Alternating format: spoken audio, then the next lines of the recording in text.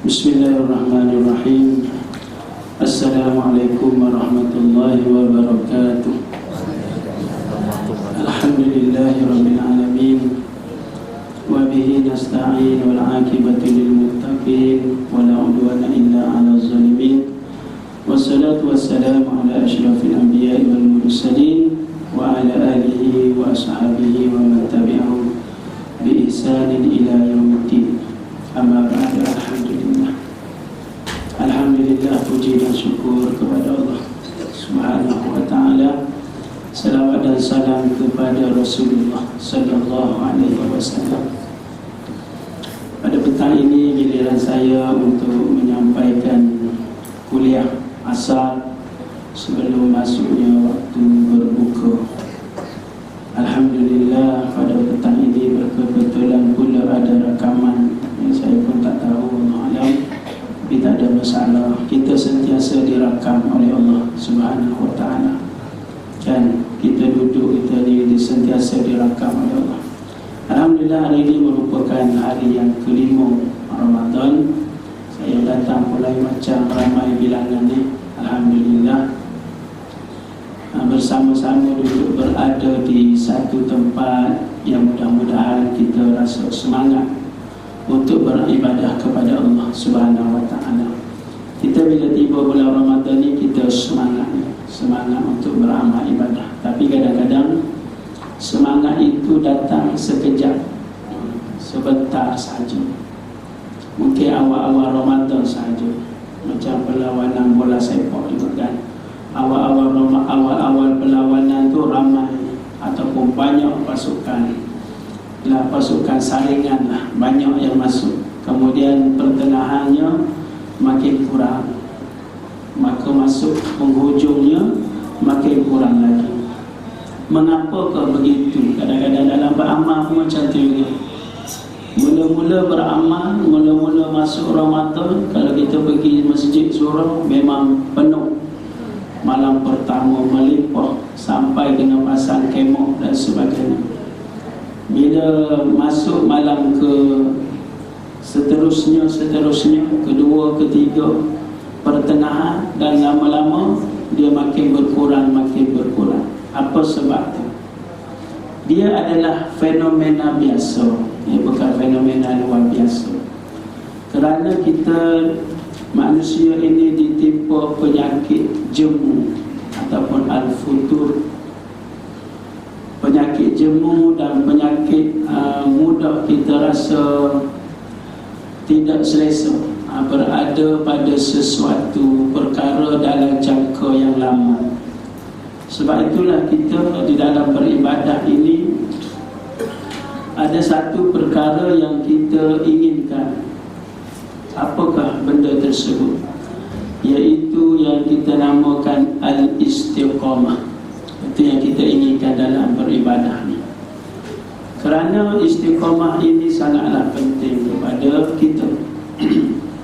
Allah Subhanahu wa ta'ala berfirman, innal ladzina qalu rabbuna Allah thumma istaqamu tatanazzalu alaihimul malaikah alla takhafu wa la tahzanu wa ubshiru bil jannati allati kuntum tu'adun. Maknanya Allah Subhanahu wa ta'ala berfirman kepada kita, iaitu sesungguhnya orang yang beriman, innal ladzina amanu, sesungguhnya orang yang beriman, innal ladzina qalu rabbuna Allah, sesungguhnya orang yang berkata Tuhan kami adalah Allah, summa istaqamu, kemudian dia beristiqamah.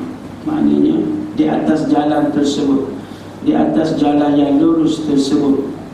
Tatanazzalu alaihimul malaikah, turunlah kepada mereka malaikat. Apa sebab malaikat turun tu? Untuk memberi kabar kepada mereka, alla takhafu wa la tahzanu, supaya kamu jangan takut, jangan kamu berduka cita. Wa ubshiru bil jannati allati kuntum tu'adun, dan diberikan kabar gembira syurga yang dijanjikan kepada kamu. Jadi inilah pentingnya istiqamah ni. Kita di dalam beribadah ataupun di dalam kehidupan kita memang kita akan mudah merasa jemu kan, mudah. Sebab itu bentuk-bentuk amal ibadah ni berbagai-bagai bentuk. Allah tak suruh solat saja, ada zikrullah, zikir. Jemu solat, kita duduk, kita berzikir. Lepas berzikir, kita kadang-kadang baca Quran. Jemu rasa nak baca Quran, kita pun solat semula.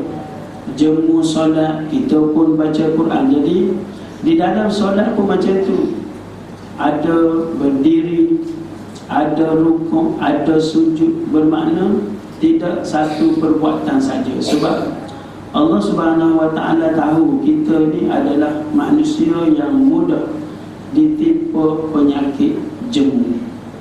Mudah kan? Makanan macam tu, makanan. Cuba kalau makan satu jenis makanan ni, jemu, asyik nasi goreng aja, ataupun buka puasa telur goreng aja, jemu juga kita kan. Ataupun masak makan nasi, baru nasi Arab aja, memanglah nasi Arab tu sedap. Tapi cuba hari-hari jemu juga. Kerana apa? Kerana itu sifat manusia. Namun di dalam beribadah, di dalam kita menunaikan ibadah, sifat jemu ini sepatutnya kita tidak memilikinya, kena kita hindarinya dalam beribadah ataupun di dalam kita mengamalkan agama. Jadi maknanya istiqamah itu apa? Iaitu kita tetap berada di jalan yang lurus, berada di dalam siratal mustaqim, iaitu jalan yang lurus ataupun agama yang lurus, tetap berada. Tidak kita berpaling ke kanan maupun ke kiri di dalam kita beramal ibadah. Dan istiqamah itu meliputi zahir, meliputi batin, meliputi i'tiqad, meliputi lisan, dan meliputi perbuatan. Itu istiqamah. Jadi kita nak semua agar kita ini senantiasa mengekalkan ketaatan kita kepada Allah Subhanahu Wa Taala, terutama bulan Ramadan ni lah. Sebab tu saya memilih tajuk ini pada hari ini, sebab kita memang tahu, dan saya sendiri pun, bukan kata orang lain, kadang-kadang kita pun bila tiba pertengahan Ramadan, mulalah kita rasa malah dah ni. Apatah lagi bila dengar hari raya, lagu-lagu hari raya, makin lama makin tidak bersemangat kan kita nak beribadah kepada Allah Subhanahu Wa Taala. Jadi apakah perkara yang boleh kita buat agar kita senantiasa dapat mengekalkan amal ibadah ini? Apakah tips-tips ataupun panduan-panduan yang boleh menolong kita semua agar kita beribadah dan mengekalkan momentum ini? Maknanya kalau kita solat tarawih, kekalkanlah solat tarawih di qiyamul lail daripada awal sampai akhir Ramadan, insya-Allah. Adapun kita di sini, insya-Allah kita berdoa mudah bersemangat untuk kita meneruskan amalan ini. Baiklah. Yang pertama, kita kena sedar bahawasanya apa juga perbuatan kita, baik perbuatan baik ataupun ibadah ataupun maksiat, dia tidak berlaku kecuali dengan keizinan Allah Subhanahu Wa Taala. Itu kita kena sedar. Sebab itu dah disebut khairuhu wa syarruhu minallah. Baik dan buruknya adalah daripada Allah Subhanahu Wa Taala. Khairuhu wa syarruhu minallah. Jadi apa yang perlu kita buat? Yang kita perlu buat ialah kita berdoalah kepada Allah, minta kepada Allah agar Allah Subhanahu Wa Taala memudahkan kita, menganugerahkan kita, memberikan kita jalan khusyuk di dalam beribadah ni. Pada semuanya daripada Allah. Kita tidak upaya untuk melakukan 2 rakaat solat pun kalau Allah tak bagi petunjuk, kan? tidak upaya untuk meninggalkan satu perbuatan maksiat pun kalau Allah tidak bagi petunjuk. Ini semuanya adalah daripada Allah Subhanahu Wa Taala. Apatah lagi kalau kita rujuk kepada ketetapan takdir Allah. Semua benda kita ini sudah ditetapkan oleh Allah. Jadi yang mengubah ketetapan Allah itu adalah doa, kan? La yaruddul qada'u illa bidoa. Tidak berubah ataupun tidak bertukar ketetapan Allah itu kecuali dengan doa. Dan doa itu sendiri termasuk di dalam ketetapan Allah Subhanahu Wa Taala. Jadi kita tunduk sujud kepada Allah Subhanahu Wa Taala. Minta, ya Allah, ya Tuhanku, tetapkanlah aku di dalam agamamu dan ketaatan kepadamu.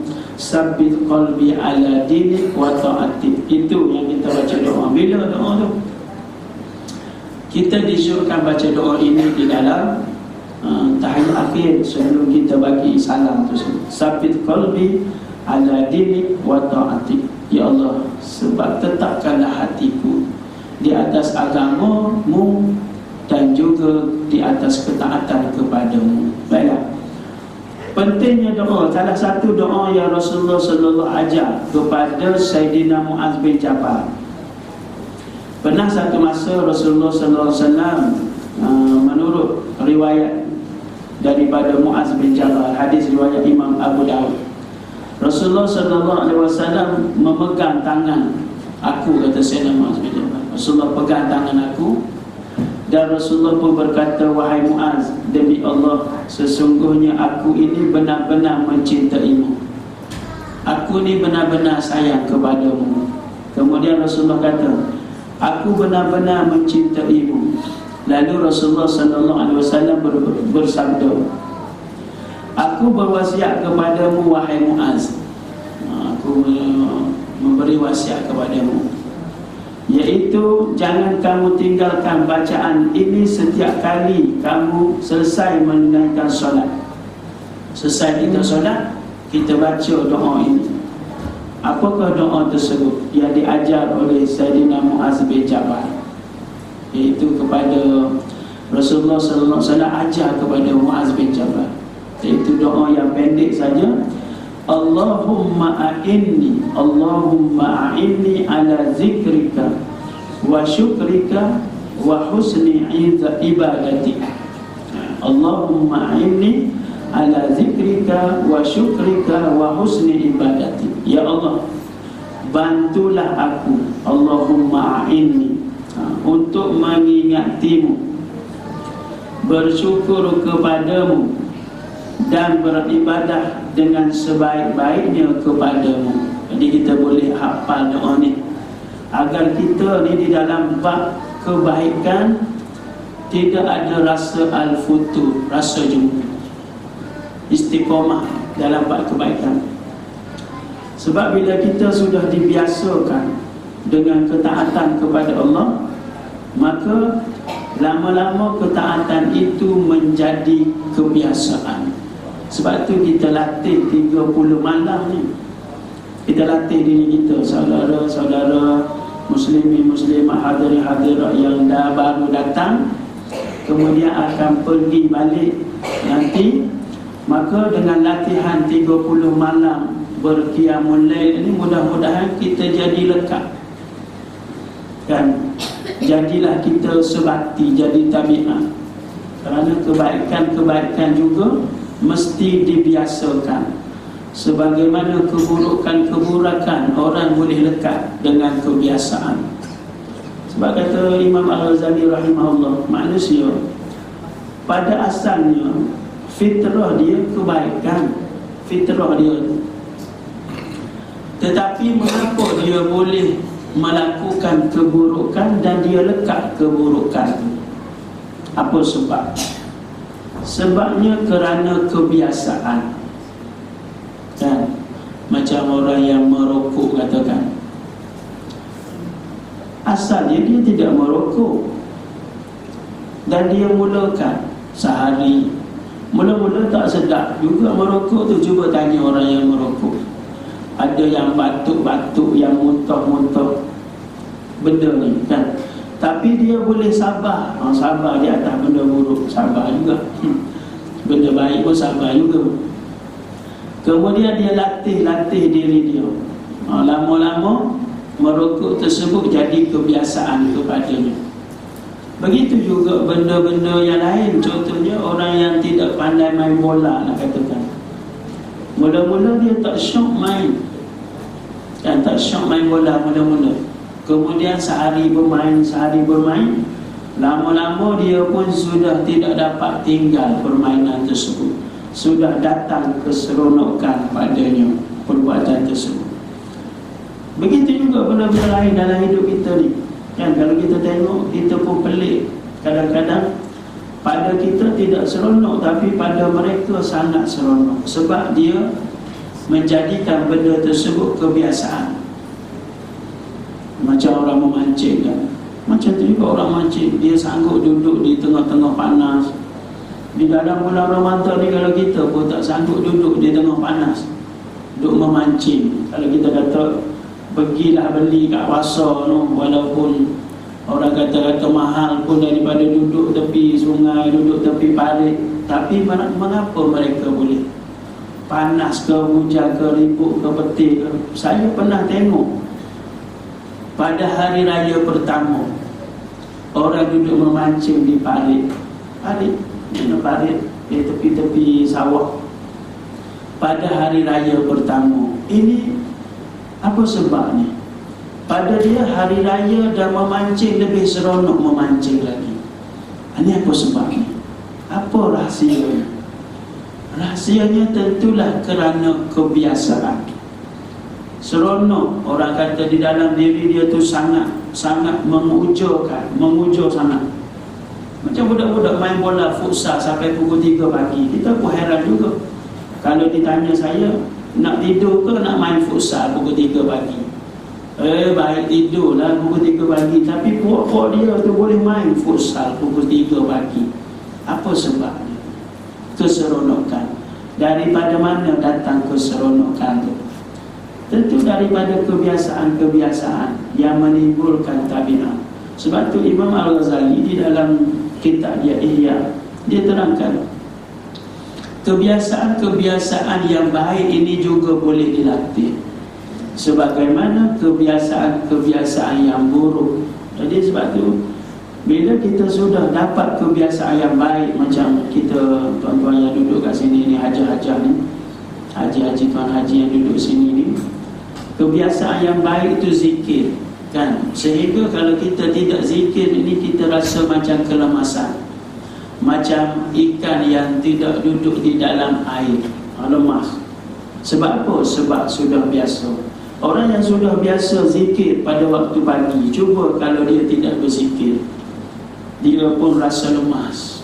Ini istiqamah yang baik kan. Namun kebiasaan manusia ramai, dia bukan istiqamah yang inilah. Kalau waktu pagi tak kena kopi dan juga roti canai, dia rasa lemas. Ini kebiasaan juga disebut, tapi kita tak boleh bagi nama istiqamah. Sebab istiqamah adalah untuk ketaatan kepada Allah, dan di dalam jalan yang lurus, iaitu tetap melakukan ketaatan dan meninggalkan kemaksiatan. Baru kita boleh nama istiqamah dari segi istilahnya. Tapi dari segi bahasa, ataupun kita boleh bercakap biasa, apa-apa benda yang boleh dilakukan secara berterusan, kita nama istiqamah. Tapi bahasa sajalah. Macam orang kata orang yang suka buat jahat, orang suka menipu, istiqamah dia menipu. Orang yang menghisap rokok sekotak satu hari kan, istiqamah dia, walaupun pada siang hari tak merokok, tetapi malam mesti kena habiskan sekotak juga. Ini istiqamah bahasanya lah. Tak kira lah banyak mana dia hisap, tetapi mesti satu kotak juga. Mesti konsisten dia. Namun tuan-tuan dirahmati Allah, kita tidak mahu yang istiqamah dari segi bahasa yang buruk-buruk tu. Kita nak dari segi istilahnya, iaitu senantiasa melakukan ketaatan kepada Allah dan meninggalkan kemaksiatan kepada Allah Subhanahu wa ta'ala. Jadi boleh ya? Salah satu daripada caranya ialah kita berharap penuh kepada Allah. Semua ini petunjuk Allah berlaku. Man yahdillahu fahuwal muhtadi. Sesiapa yang diberikan petunjuk oleh Allah, maka dialah orang yang mendapat petunjuk. Wa man yudlil, sesiapa yang Allah sesatkan, fala hadiyalah, maka tidak adalah yang memberikan petunjuk kepadanya. Petunjuk Allah ni sangat penting, tuan-tuan. Walaupun orang kata dia berada di mana pun, katakan, kan? Macam kita sebut dalam sejarah pakcik Rasulullah sendiri pun Allah tidak menganugerahkan dia. Ayah Nabi Ibrahim, iaitu Nabi Ibrahim alaihissalam, Khalilullah, Allah tidak menganugerahkan tersebut. Maka petunjuk di mahal. Ada pula orang yang ditarik anugerah tersebut, kan? Lahir Islam, kadang-kadang hafal Quran pun ada, sekolah agama pun ada, mak bapa ustaz-ustazah pun ada, tetapi Allah tarik anugerah tersebut, jadilah dia orang murtad. Maka petunjuk ni sangat mahal. Menunjukkan petunjuk ni mahal, Allah suruh kita ulang-ulang. Wajib kita ulang sebanyak 17 kali. Apa itu? Ihdinas siratal mustaqim. Ya Allah, tunjuklah kami jalan yang lurus. Petunjuklah tu. Mustaqim pula ialah perkataannya sama dengan istiqamah. Jalan berada di jalan yang lurus. Senantiasa minta. Kalaulah orang yang seumpama para nabi pun disuruh minta, kata kan, Nabi kita mintalah, sebab Rasulullah pun baca surah ini. Kita apatah lagi, kena sentiasa meminta. Jadi di antara doa tersebut yang saya beritahu tadi, sebahagian kita dah hafal doa ni. Kalau tak hafal lagi, hafal. Dan bacalah setiap kali lepas solat, kerana ini adalah hadis khusus diberitahu kepada Sayyidina Muaz, tetapi dia umum kepada kita semua. Allahumma a'inni ala zikrika wa syukrika wa husni ibadatik. Ya Allah, berilah pertolongan. Ya Allah, berilah pertolongan kepadaku. Allahumma a'inni ala zikrika, untuk mengingatimu, berzikir kepadamu, wa syukrika, dan juga bersyukur kepadamu, dan beribadah dengan sebaik-baiknya kepadamu. Maka dengan doa yang mustajab ini, mudah-mudahan ya, di dalam bulan Ramadan lagi kan, kita dapatlah lepas Ramadan amalan kita ni berterusan.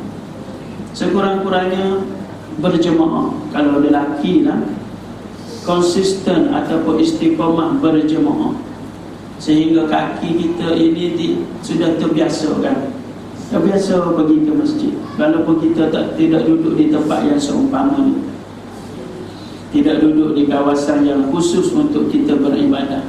Macam kita pergi ke Mekah juga kan, bila kita pergi ke Mekah, kadang-kadang kita sakit ke tak sakit ke, kita pun pergi juga ke masjid.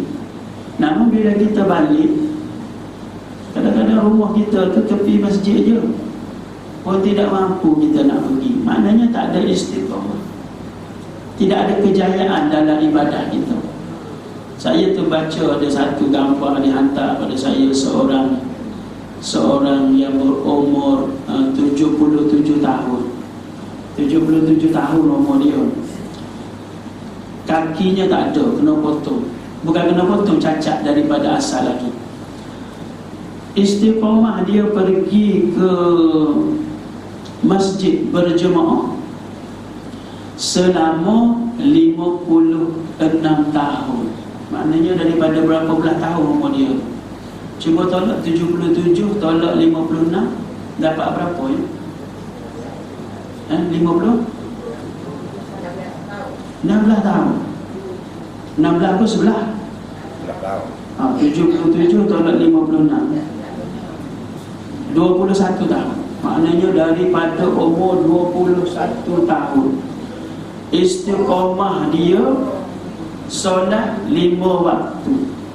Bukannya solat hari Jumaat ni, solat 5 waktu ni.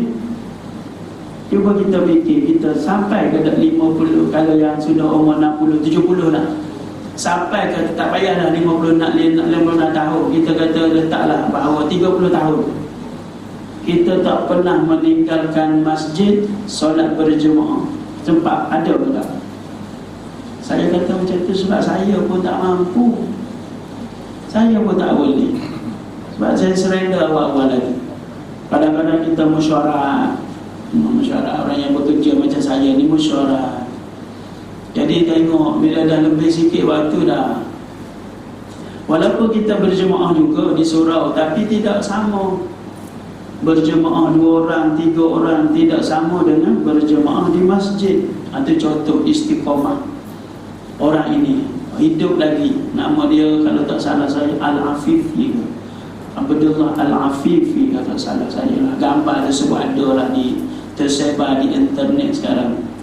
Kudung dua-dua kaki, kedua kaki kudung, berjalan atas papan, 56 tahun istiqamah solat berjemaah. Kita takbir. Ini orang ini kalau kan memanglah Allah akan bagi mudahkan dan kepada kita amalan tersebut. Kalau kita dah biasa amalan ahli syurga, Allah permudahkan kita, insya-Allah. Allah tidak akan palingkan, insya-Allah, sebab hadis Nabi sebut wa kullun muyassarun lima khuliqalah. Setiap orang itu dipermudahkan. Kenapa dia diciptakan? Iaitu kalau orang itu diciptakan untuk menjadi ahli syurga, maka Allah permudahkan dia amalan ahli syurga. Kalau Allah ciptakan dia untuk jadi ahli neraka, maka Allah permudahkan amalan ahli neraka. Sebabnya kita ni sudah ditakdirkan oleh Allah. Itu yang saya sebut tadi, itu doa tadi. Kan Nabi sebut ya dalam masuk hadisnya, seorang yang beramal dengan amalan ahli syurga sedangkan dia ahli neraka, dia beramal dengan amalan ahli syurga, tetapi tinggallah jarak masa dia dengan syurga tersebut dekat dah, tetapi dia ni ahli neraka. Disebabkan dia ni ahli neraka, maka jarak yang dekat tersebut mengubah hatinya. Dia pun beramallah dengan amalan ahli neraka, maka masuklah dia ke dalam api neraka. Kemudian seorang yang mengamal amalan ahli neraka pula, sedangkan ahli syurga dia pun masa dekat lagi dah, dia tidak masuk neraka, tinggal mati saja lagi ataupun dekat masanya. Tetapi disebabkan dia ni ahli syurga, maka dengan masa yang dekat ini dia pun beramal dengan amalan ahli syurga, maka masuklah dia ke dalam syurga. Maka sahabat-sahabat Nabi, kalau kita dengan hadis ni pun, yang pertama bagi orang yang jahat, dia kata buat jahat lah. Oh, mana tahu kita ni memang ahli syurga, kekalkanlah, tak payah puasa. Kalau yang buat taat pula, yang beramal ibadah pula, dia kata Allah, kalaulah Allah, kita ni dah penat dah 56 tahun dah, katakan 50 tahun dah penat ya. Kalaulah Allah dah takdir ke ahli neraka, tak ada beza semua. Macam itulah. Macam itulah kalau kita sebut hadis ni, kalau kita tak baca kesudah hadis ni. Maka sahabat-sahabat tanya, izan ya Rasulullah, ma faidatul amal? Apa faedah beramal kalau macam ni? Kalau macam ni, apa faedah kita duk beramal ni? Bulan Ramadan beramal, tak tidur, baca Quran, tadarus, duduk dalam beramal. Maka Rasulullah kata, i'malu, beramal. Jangan kamu tinggal. Jangan orang Kelantan kata jangan mangkuk. Kalau orang jahat ni kata jangan mangkuk, iaitu jangan kamu angkuk. Oi, tak apa, terus-terus tak apa buat jahat ni. Kenapa? Kerana Nabi kata kullun, setiap orang, muyassarun lima khuliqalah. Dia dipermudahkan. Kenapa dia diciptakan? Kepada apa? Maka kalau ahli syurga, dia permudahkan amalan ahli syurga. Kalau ahli neraka, permudahkan amalan ahli neraka. Itulah kullu yasar. Jadi tadi kita dengar yang penghujung, itulah yang menjadi sedap hati kita. Sedap hati kita ialah kita ni Allah permudahkan untuk buat kebaikan. Mudah-mudahan macam itu. Dan istiqamah. istiqomah di dalam melakukan kebaikan tersebut. Jangan kita berhenti. Jadi kita orang lelaki ni contoh itu, itulah habis. Ada lagi saya tengok di satu lagi, orang beristiqomah di dalam ibadah ni macam orang Palestin. Istiqomah beribadah, tengok masjidnya runtuh, dibom dan sebagainya, tapi mereka tetap beribadah kepada Allah. Kita kalau anggap masjid tempat kita runtuh lah macam mana kan? Kalau kita lah orang lelaki, masjid tak runtuh pun kita runtuhkan dah dari segi maknanya. Maknanya tu bukannya runtuh dari segi fizikal dia, tak, dari segi pengisian. Tidak membina, tidak mengimarahkan. Kerana apa? Kerana sikitnya bilangan. Ramadan ni kita tengok awal-awal ni, awal-awal memang ramai, tetapi bila tiba pertengahan, tiba akhir, maka akan semakin berkurangan. Masjid tempat kita ni runtuh dari segi imarah. Innama ya'muru masajidallahi man amana billahi wal yaumil akhir. Sesungguhnya orang yang mengimarahkan masjid Allah, iaitu masjid-masjid Allah, iaitu orang yang beriman kepada Allah dan hari akhirat. Tuan-tuan dirahmati Allah. Baik, itu cara yang pertama lah, yang kita kata macam manakah kita agar mampu beristiqomah. Yang penting sekali apa tu? Doa, petunjuk daripada Allah Subhanahu Wa Taala. Kalau Allah tak tunjuk, tak jadi juga. Kalau Allah Subhanahu Wa Taala tidak memberi petunjuknya, gagallah kita. Menangislah air mata darah sekalipun, manusia tidak dapat lagi kembali ke dunia semula. Dan orang yang jenis meninggalkan amal ibadah ni, dia jenis lupa lah maksudnya. Tidak ada petunjuk kan. Bila diberikan kesakitan, baru dia ingat pada Allah. Bila dia sihat, dia pun lupa kepada Allah. Bila diberikan kesusahan, dia berkata Allah, Allah. Bila dia diberikan kesenangan, dia pun lupa kepada Allah. Jadi orang yang seumpama ini, Allah bawa sehinggalah perangai dia ni diilhamkan, dibagi tahu kepada kita, diwahyukan oleh Allah. Iaitu manusia yang berperangai seumpama ini, bila mati dia pun baru nak beramal kan. Hatta idza jaa ahadahumul maut qala rabbirji'un. Apabila tiba kepada mereka kematian, dia pun berkata, kembalikanlah aku, la'alli a'malu salihah fima taraktu. Mudah-mudahan aku beramal soleh apa yang aku tak buat. Mau sampai ke alam kubur dia. Sebab jenis tak ada istiqamah ni lah yang kita bimbang kita sebenarnya. Takut kita lah yang berkata begitu, la'alli a'malu salihah fima taraktu. Allah kata kalla innaha kalimatun huwa qailuha wa min waraihim barzakhum ila yaumi yub'atsun. Ini ucapan saja dia mereka ucapkan di hadapan mereka tersebut, iaitu di belakang mereka barzakh. Min waraihim ala barzakh, hinggalah kepada hari kebangkitan, ila yaumi yub'atsun. Kalau kita begitu keadaan kita, buat beramal tinggal. Terutama yang wajib, mesti, sehinggalah kepada akhir hayat kita. Baiklah. Yang kedua, untuk kita menjadikan kita dapat beristiqamah, iaitu menjaga panca indera kita. Panca indera yang mendatangkan kebaikan dan yang mendatangkan keburukan kepada kita. Mata, telinga dan mulut. Apa sebabnya ni? Kerana ini punca maksiat dan juga punca kebaikan. Bila kita buat maksiat, hati kita pun menjadi hitam. Bila hati kita menjadi hitam, maka susahlah kita beribadah kepada Allah. Nabi kata, tidak lurus agama seseorang itu kecuali lurus hatinya. Tidak lurus hati seseorang itu kecuali lurus lisannya ataupun lidahnya.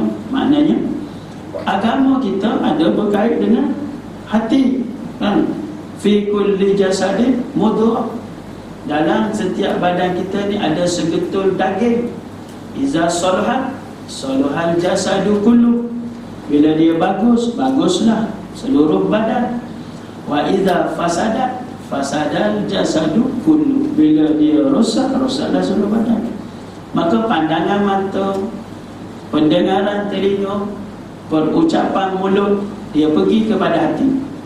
Bila hati rosak, fi qulubihim ron, di dalam hati mereka itu ada kerosakan, ron, ada benda yang rosak. Bima kanu ya'malu, disebabkan apa yang mereka lakukan. Jadi ini penghalang besar. Kata Imam Hasanul Basri, yang menghalang kita untuk kita melaksanakan solat pada waktu malam, iaitu solat qiyamul lail Ramadan ini, ialah kerana kemaksiatan kita pada waktu siang. Jadi kita pun tak dapat istiqamah. Niat saja. Bukan niat, bukan main lagi. Pasang jam lah apa semua, pasanglah handphone apa semua. Handphone berbunyi, bangun. Nasib baik kita set dia ring je. Tapi kalau kita set dia bengong agak, dia kata bengong tu asyik set kita tu ring aja, dia asyik bunyi ring sampai dia senyap, tak bangun juga. Apa puncanya? Salah satu puncanya maksiat. Maksiat yang datang daripada mata yang melihat, maksiat yang datang daripada telinga yang mendengar, maksiat yang datang daripada mulut yang bercakap, dan sebagainya. Waliyazubillah. Jagalah tuan-tuan ni, kita duduk ramai-ramai ni, kita takut tu. Takut betul lah. Bila duduk ramai-ramai, kita bercakap-cakap, terbabas. Kita duduk memakan daging saudara kita ataupun daging sahabat-sahabat kita. Itu yang takut sekali. Duduk di tempat ramai-ramai, kita takut tu pula, kan? Bercakap, seronok lah, terbabas kepada maksiat. Sedangkan kita berpuasa, kemudian kita berbuka dengan memakan daging saudara kita, berpuasa daripada benda yang halal, tetapi berbuka dari segi maknanya daripada benda yang haram. Berjaga-jaga. Tak puas hati sikit sebanyak, sabar. Tak puas hati sikit sebanyak. Sebabnya orang yang berpuasa macam tu, dia disebut qaulazur.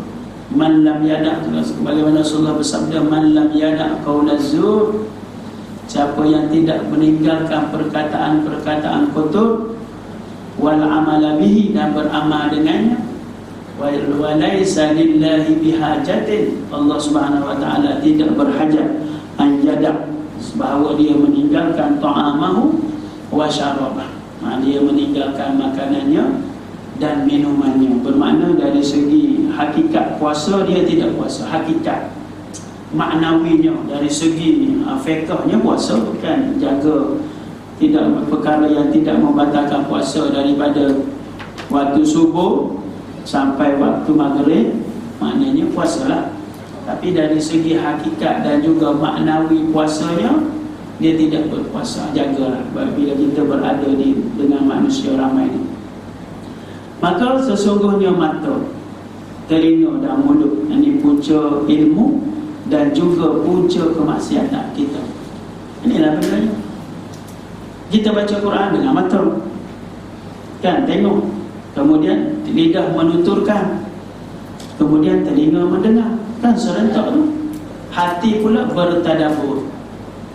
Macam tu juga maksiat. Kadang-kadang serentak berlakunya maksiat mata.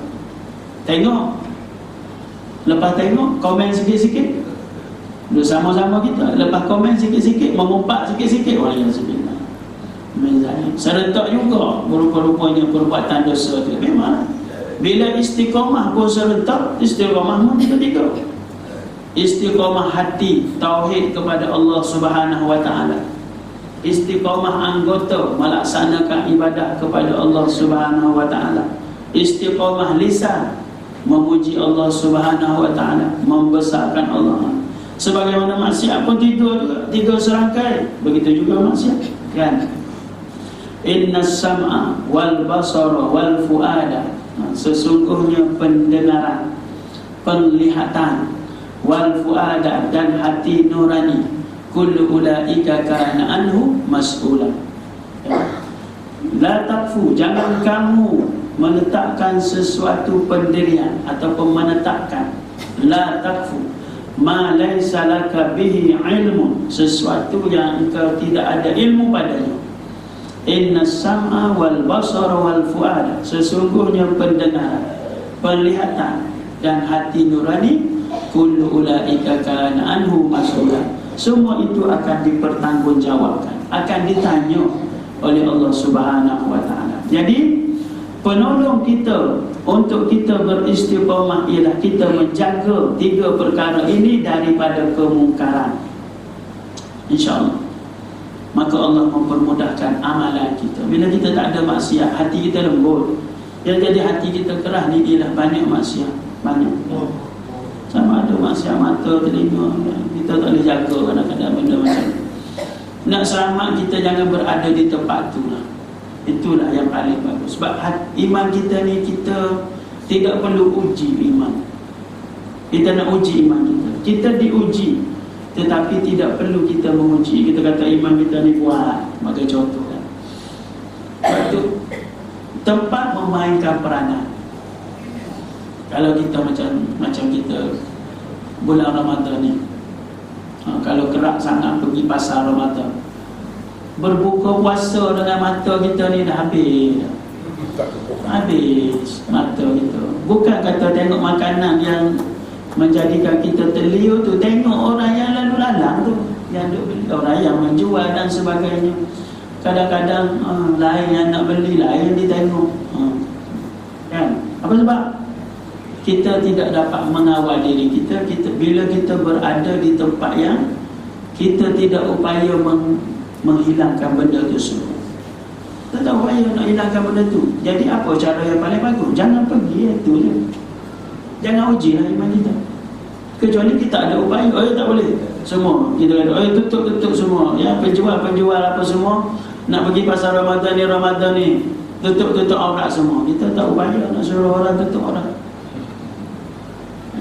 Yang kita upaya mengawal diri kita, itu je. Bila mengawal diri kita, kadang-kadang tak terkawal juga. Jadi yang paling selamat, jangan berada di tempat tersebut. Itu juga kalau kita duduk dengan kawan-kawan, jangan mengumpat ni, jangan. Kita tak upaya nak kawal, maka yang kita boleh kawal adalah diri kita lah. Ya. Jagalah diri kita lah. Dah yang lain kita tak boleh kawal. Ya ayyuhallazina amanu qu anfusakum, wahai orang yang beriman, kawallah dirimu. Diri. Jadi kita lah, kita jaga. Orang lain dah kita tak boleh jaga, nak macam mana? Suruh dah. Kalau ada memang macam tu, akhir sekali kita pergi kepada mementingkan diri kita sendiri. Last kita memang macam tu. Anak ke, isteri ke, suami ke. Katakanlah kita ni ada suami yang susah nak bangun sembahyang subuh, katakan. Kejut dah, bang bangun lah, bang tak bangun juga. Kejut. Waktu subuh dah nak habis dah ni. Dah pukul dekat pukul 7, 10 minit dah ni. Sekejap lagi dah nak habis dah. Last sekali, pentingkanlah diri kita sendiri, selamatkanlah diri kita. Allahu Akbar, kita solat sendiri. Yang orang perempuan lah, kan? Tak upaya. Ya ayyuhallazina amanu qu anfusakum, jagalah diri. Macam itu juga kita dengan anak-anak kita. Kadang-kadang tak upaya kat ni kan, tak upaya kita. Suruh dah, marah dah. Nak pukul tak boleh dah tua bangka dah, mana boleh. Kita pukul, dia pukul kita balik, tak boleh dah. Pukul dia umur 7 tahun je. Kan? Latih solat umur 7 tahun, pukul umur 10 tahun. Kan? Lepas pada tu tak boleh dah keras dah. Macam tu juga kita ajar puasa umur 12 tahun, 13 tahun. 12-13 ni wajib dah kena ajar dia, wajib dah dia puasa. Walaupun dari segi hukum mereka ni mungkin belum balik lagi. dari segi hukum. Tapi dari segi pendidikan dia tak nak puasa, kena paksa dah puasa. Kalau budak lah, tapi budaya kita puasa tak ada masalah kan. Budak tadi tak puasa tak ada masalah, budaya kita. Namun solat sangat bermasalah. Itu masalah masyarakat kita. Adik puasa, sembahyang tak sembahyang. Itu masalah. Puasa boleh, tarikat 7 tahun, 8 tahun puasa penuh. Tapi bila tanya solat, siapa yang solat penuh? Ni kesilapan kita di dalam mendidik anak-anak. Kita suruh dia puasa, bagi dia ganjaran puasa, iaitu hadiah dan sebagainya. Tetapi bila buat solat, tak apalah, belum besar lagi, tak ada salah. Sebab Rasulullah sebut alimu, ajar dia auladakum bis solat, untuk solat ketika fi sab'i, ketika umur 7, wadribuhum, pukul mereka fil ashri, ketika mereka 10 tahun, wa farriqu bainahum fil madaji, dan pisahkan umur 10 tahun kena pisahlah tempat tidur mereka. Ini pendidikan di saudara di rahmat Allah. Maka jika hati yang kotor, inilah asbab yang menjadikan kita tidak mampu beristiqamah di dalam melakukan ketaatan. Hati yang kotor mudah terdorong untuk melakukan maksiat. Lama-lama dia pun berat untuk melakukan ketaatan, kerana tidak ada nur di dalam dirinya. Nur tak ada, malaikat pun tidak berdoa kepada ahli maksiat. Baiklah, yang ketiga, apakah sebab-sebab pendorong kepada istiqamah? Iaitu as-suhbah as-salihah, iaitu berkawan ataupun duduk bersama dengan orang yang bagus, ataupun suasana yang bagus. Ini juga pendorong kepada kita untuk terus beramal ibadah. Sebab ini adalah tingkah laku kita yang berkaitan dengan kekuatan semangat ataupun roh kita. Bila kita duduk bersama orang ramai yang bersolat, kita pun bersolat. Betul tak?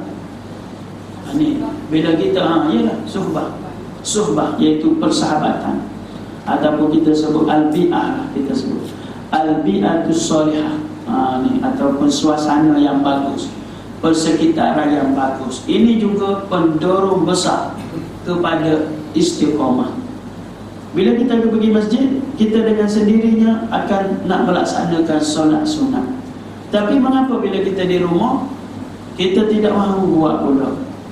Kata contohnya lah, mengapa? Suasana berada di masjid, suasananya lain. Berada di persekitaran yang baik, suasananya lain. Bersama dengan orang yang baik, suasana yang lain. Sebab tu kita Nabi suruh kita pilih, kan? Al-mar'u fi dini khalili, maknanya seorang itu, al-mar'u ala dini khalili, dia seseorang itu berada mengikut cara hidup beragama sahabatnya. Kalau sahabat dia itu adalah orang yang buat baik, maka dia pun buat baik. Kalau sahabat dia itu suka dia kepada amal ibadah, suka majlis ilmu, dia pun majlis ilmu juga. Itu contohnya. Maka Nabi kata falyanzuril mar', kemudian hendaklah seseorang itu tengok, falyanzuril mar'u ila man yukhalil, kepada siapakah dia berkawan, bersahabat. Ini contoh persahabatan, dan kita masuk juga persekitaran. Maka yang hadir pada petang ini, sebulan Ramadan ini, memang tepatlah kita, sebab kita berniat untuk beribadah kepada Allah selama sebulan penuh, melatih diri kita. Yang duduk kat sini siapa kenal kan, yang duduk biasa ni, ada yang tidak biasa, yang tak biasa saya tengok. Bermakna yang duduk dalam program sebulan bulan Ramadan ini, maknanya kita memilih suasana. Bagi orang yang mempunyai kemampuan, kadang-kadang dia berpuasa sebulan. Di mana? Di Mekah. Sebulan di Mekah berpuasa. Sebab apa? Suasana ibadah menjadikan kita semangat. Pukul 2 pagi dah bangun dah. Pukul 2 pagi dah bangun dah, duduk di mana? Di hadapan Kaabah, di Baitullahil Haram. mencari malam Lailatul Qadar. Tapi kalau kita duduk di rumah kita, tak adalah Lailatul Qadarnya. Qiyamul Lail pun tak adalah, Naumul Lail saja. Sebab apa? Apalagi kalau kita di rumah kita, kita je yang bangun. Cepatlah mati kita. Mati apa? Mati rasa beribadah. Sebab apa? Tak ada suasana. Kejut. Kalau kita di rumah lah, yang tak duduk kat rumah tak. Kalau duduk di rumah, kejut lah. Bangun. Nabi pun kejut isterinya. Bila sampai 10 akhir Ramadan, Rasulullah mengejutkan isterinya, mengejutkan anak dan menantunya. Bangun. Bangun beribadah kepada Allah Subhanahu Wa Taala. Kalau tidak ada suasana tersebut, lama-lama kita dihinggapi penyakit al-futur tadi. Futur je. Tapi kalau kita dah memang kuat, maknanya faktor pertama, faktor kedua, iaitu Allah bagi petunjuk kepada kita. Walaupun kita seorang, kita kuat, tetapi faktor pertama tak berapa kuat, faktor kedua juga tak berapa kuat, faktor ketiga ada, maka dia bergabung. Tiga-tiga faktor ni. Duduk di satu tempat yang bagus ni. Tempat yang bagus ni penting. Orang boleh jadi rosak kalau dia berkawan dengan orang yang rosak, duduk di dalam persekitaran yang rosak. Orang akan boleh jadi baik jika dia duduk dengan orang yang baik dan persekitaran yang baik. Julasa usuk, teman duduk yang buruk membawa kepada keburukan. Itu Nabi kata dalam perumpamaan orang yang apa? Orang yang berkawan dengan penjual minyak wangi kan, minyak wangi dengan tukang besi. Kalau kita berkawan dengan penjual minyak wangi ni, paling rendah sekali pun kita dapat baunya tersebut. Itu paling rendah sekali. Takkanlah kalau berkawan lama-lama dia tak conek kat kita, satu conek kat ni, conek lah. Silat-silat sedozing dia bagi, nah hadiah satu botol ni apa dia, sedozing minyak wangi. Kalau berkawan dengan penempur besi pula, tukang tempur besi pula, paling sikit pun dapat bahan panas. Bahan panas. Tapi kalau duduk bercakap lama-lama, terpecik juga besi yang panas tersebut. Ini perumpamaan ni yang menunjukkan bahawa dengan siapa kita berkawan, suasana bagaimana, dia boleh membentuk kita, boleh mencorakkan kita. Di dalam bab amal ibadah kita, pesanan kepada orang lelaki, kan, orang lelaki, maka tempat yang terbaik untuk kita bersolat, beribadah masjid. Sebab di situ kita bersemangat untuk beribadah. Bukan sahaja wajib, kita campur lagi yang sunat. Tapi kalau kita solat kat rumah kita, yang wajib pun berat. Kau berat? Baru pukul 5. Maghrib ke maghrib? Maghrib pukul 7.28. Baru pukul 5. 2 jam lagi, tak apalah. Tak apa. Pukul apa? Pukul 7 sukulah solat asal. Sebab apa maghrib pukul 7.28? Ini suasana rumah, tidak ada suasana ibadah. Tapi kalau kat masjid, tidak semacam itu. Solat sunatnya, solat wajibnya, zikrullahnya, Qurannya, macam tu. Sebab tu cuma tengok tadarus sudahlah. Dia ada tadarus, ada tilawah. Kita kena ada dua-dua dalam Ramadan ni. Satu tadarus, itu kita buat berkelompok. Tadarus ni tak banyak pun tak apa, asalkan betul. Jangan tadarus pun hantam juga. Tadarus tapi bacaan baris bawah, baris atas semua hantam macam kita baca sendiri, bukan tadarus. Tadarus ni kita ambil manfaat sedikit, juzuk tak mengapa, asalkan kita habiskan satu juzuk tu betul bacaan. Duduk secara berjemaah. Kan ada yang pandai di kalangan kita, itu tadarus. Kalau cantik lagi, tadabbur. Tadarus dan tadabbur tu cantik lagi. Walaupun 5 potong ayat, lebih bagus. Tadabbur maknanya huraikan sepotong ayat ni, baca betulkan tajwid apa semua. Ada satu lagi tilawah. Tilawah kita sendiri. Yang ini nak baca nak banyak mana. 3 kali khatam satu hari. Boleh 3 kali khatam. Macam mana Kak Ni 3 kali khatam?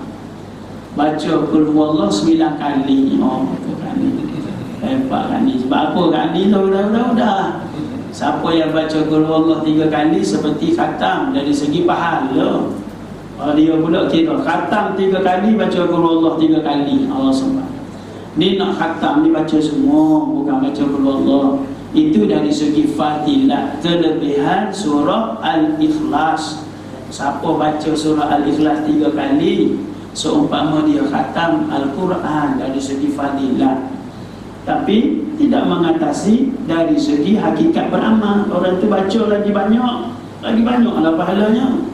Jadi tilawah ni berapa banyak? Tadarus pula tak payah kejar. Saya tengok orang tadarus, tak tegur, baca je. Salah ke tunggal langgang, baris apa semua. Ini bukan tadarus. Bukan tadarus. Kita baca, maknanya tilawah, baca beramai-ramai. Kita tidak tadarus, ni bermakna belajar. Darasa yudarisu, maknanya saling belajar. Awak belajar, kita bukan tak tahu. Kita tahu, tapi bila baca tu salah.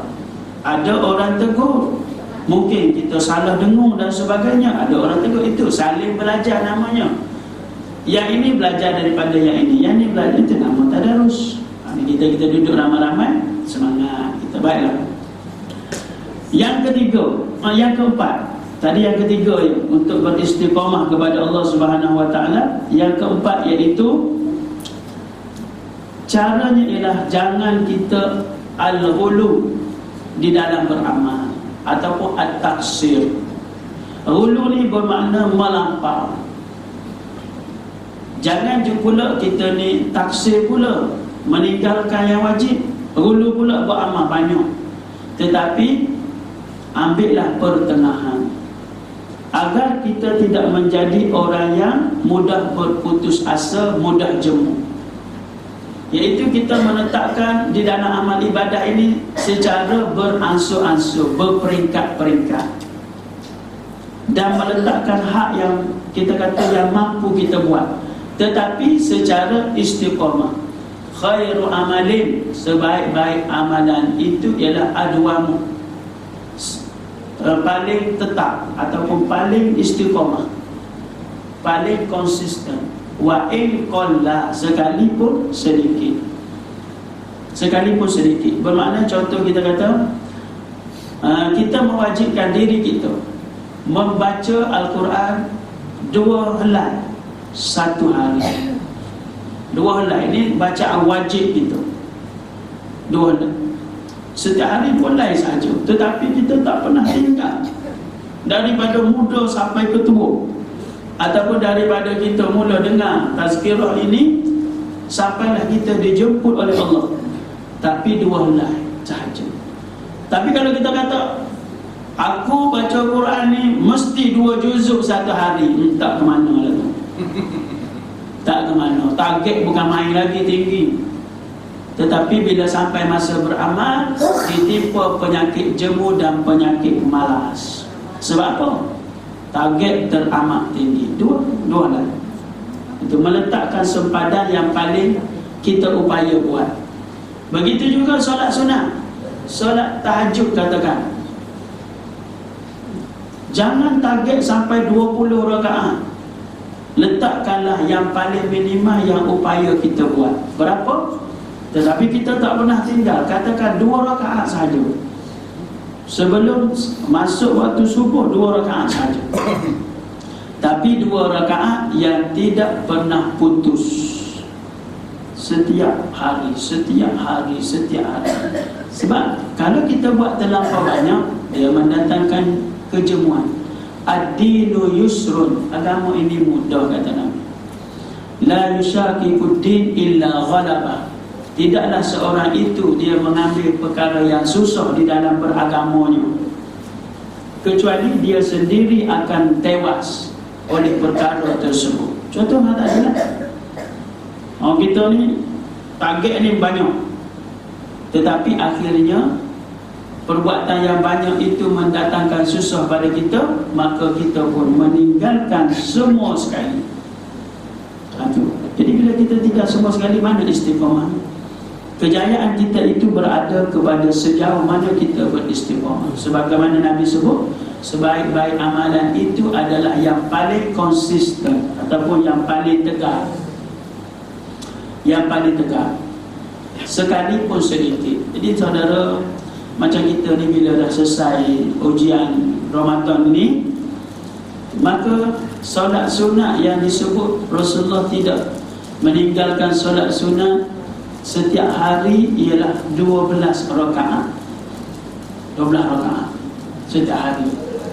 Maka kita kira lah, setiap hari itu minimal kita 12 rakaat. Berat sangat ke 12 rakaat? Tak berat 12 rakaat. Cuba kita kira. Qabliyah subuh 2, Qabliyah zuhur 2, Ba'diyah zuhur 2, Qabliyah asar 2, dah 8 dah. Ba'diyah maghrib 2, Qabliyah isyak 2, Ba'diyah isyak 2. Belum lagi solat duha lagi. Apalagi kalau Ramadan ini kan lagi. Tetapi walaupun di luar Ramadan, 12 rakaat minimal untuk kita beribadah. Tak banyak, sebabnya bukan kita buat 12 terus. 2 sebelum subuh. Ni solat sunat ni, jangan pula 12 rakaat ni termasuklah sembahyang fardu. Sembahyang fardu dah 17. Oh, tak payah lagi. Bukan. Ini ialah solat sunat. 2 sebelum subuh, solat duha lagi. 4 solat duha katakan, maksimalnya 8. Tapi janganlah 8, aku mesti 8. Nanti akan dihinggapi penyakit al-futur tadi.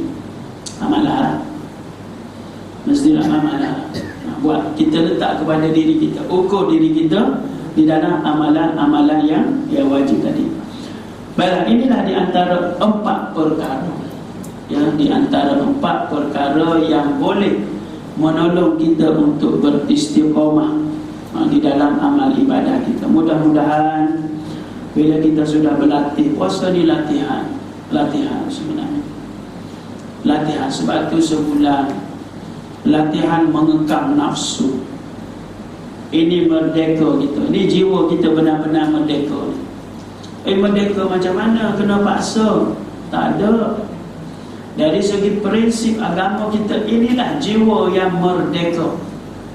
Sebab sehingga tuntutan diri sendiri pun kita tidak menunaikannya semata-mata menyahut perintah Allah Subhanahu wa ta'ala. Kalau tak, kita menjadi hamba kepada tuntutan nafsu. Nafsu makan, nafsu minum, nafsu berkelamin, dan nafsu malas. Kita jadi hamba tu. Tetapi bila kita di dalam bulan Ramadan berpuasa, kita membuang semua tuntutan-tuntutan yang rendah tersebut. Kita menunaikan tuntutan yang tinggi, tuntutan Rabbul Jalil, Allah Subhanahu wa ta'ala. Walaupun di mana-mana kita, mana-mana kita berada, sentiasa kita ni tuntutan Allah, ni tuntutan Allah. Ini batal puasa, ini mengurangkan pahala puasa, ini kemerdekaan sebenar. Nak latih diri kita.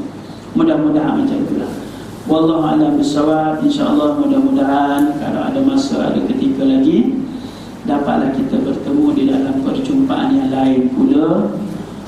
Apa yang benar dan yang baik itu datang daripada Allah Subhanahu wa ta'ala. Tersalah kata, tersalah bahasa itu adalah daripada kelemahan diri saya. Aku qawli hadza wa astaghfirullahal azim li wa lakum. Wassalamualaikum warahmatullahi wabarakatuh.